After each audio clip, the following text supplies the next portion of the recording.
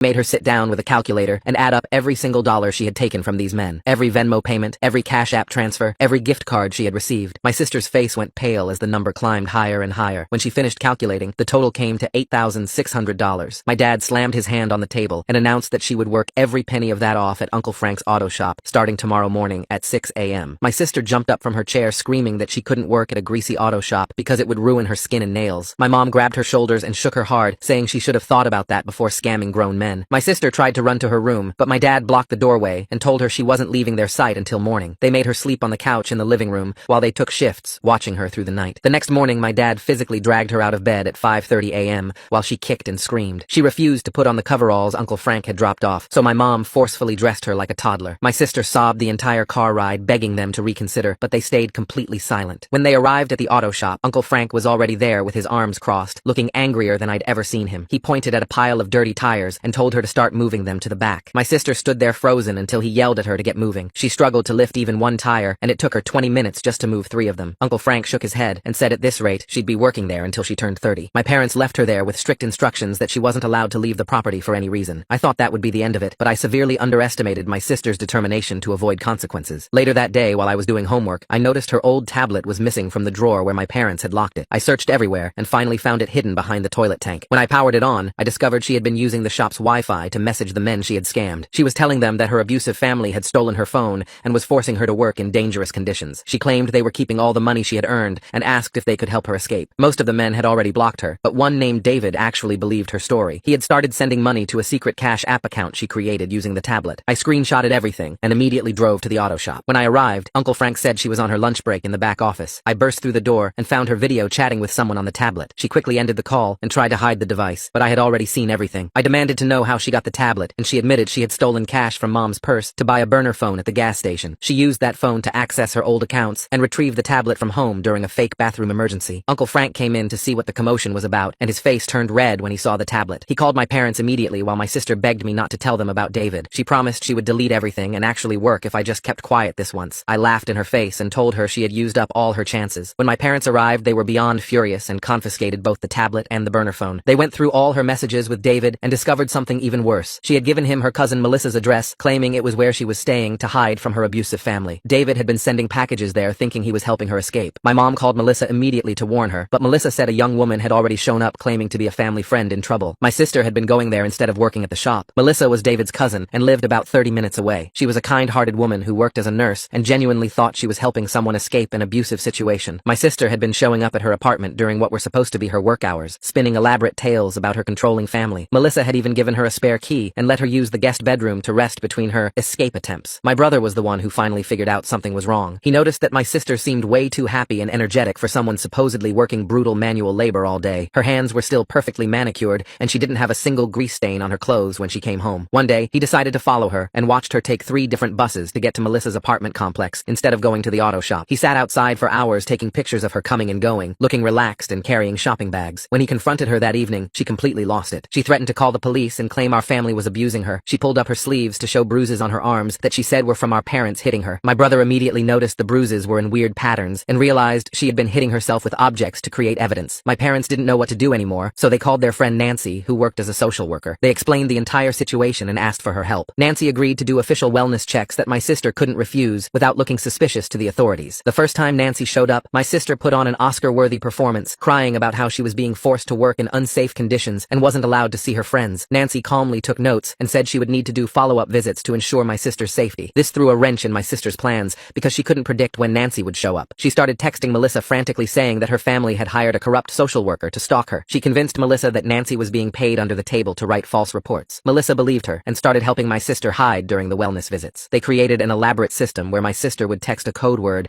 and Melissa would claim she wasn't home or would hide my sister in the bathroom. Nancy caught on quickly that something suspicious was happening and started showing up at random times. One day, she arrived at 6 a.m. and caught my sister trying to sneak out the back door. My sister claimed she was just going for a morning jog, but Nancy noted that she was carrying a duffel bag full of clothes. Meanwhile, my brother had been doing his own investigation.